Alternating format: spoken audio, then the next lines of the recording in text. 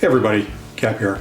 Welcome back to the basement for your February 2025 model railroad update. As you can see, we're back down on the lower level because frankly I'm sick and tired of looking at the bridges, and it's taken an embarrassingly long time to get to where we're at. So we're going to change things up a little bit this month. We're going to take a look at track realignment down here in the lower level. I had alluded, I think it was last month, to wanting to lengthen the double track area down here, and I wanted to make that third track to the north where the switch crews will work. I wanted to make that longer too. I had hoped to get about an extra 6 feet of double track. We came a little short of that, 5 feet-ish, which is going to be satisfactory. We're also going to see just how much longer we can make that third track. So let's take a look at what we've done and what we're going to do down here, and also take a look at how we're going to lengthen the track for the cement dealer down at the other end of town. All right, from looking at the cork, you can see where the tracks were, and we'll move the camera to the other end of the siding here, so you can see where they're going to end up being. But this is the track here. This was the track that transferred over from the south main track, the north main track, to that track where the switch crews work. This track for the apple growers warehouse will remain in place. We're simply going to remove the cork and change its position. Let's go a little farther to our west. All right, this here is the new location of this Walther's Shinohara number 10 turnout. As we move up this way, give the light a little turn, and you can see that this is the location where it used to be. So we didn't quite gain the full 6 feet, like I said, but that's all right. We've got enough. I'm going to cut another low piece of road bed that will go underneath that third runner track over there for the industries, and pull up the rest of this. I'll cut this probably about here, move all of this over for the second track that's going in here. Well, let's go ahead and move to the other end of town and see what's going to be going on over there. All right, everybody, this is the east end of town here.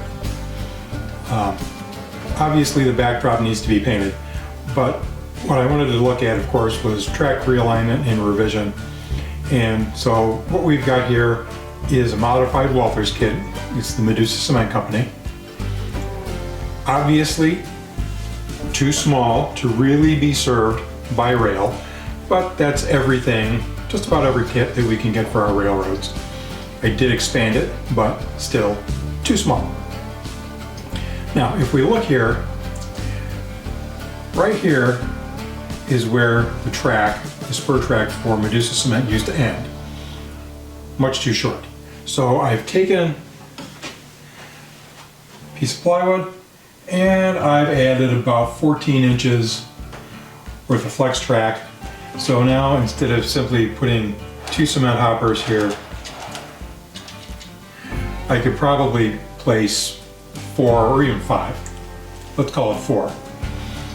There's a bumper, and because of where the track enters, the 2 main tracks enter the helix, that's as far as it can go. And I've got room for trees here so that we can maybe help disguise the hole for the helix a little bit. Let's go back to the west end of town and take a look at just how things turned out after rearranging and realigning the tracks. All right, here we are at the west end of town. We've got our Shine-A-Har number 10 turnout, which I of course forgot to drill a hole for the switch machine, because it wouldn't be one of my projects if I didn't screw that up. We split into two main tracks again.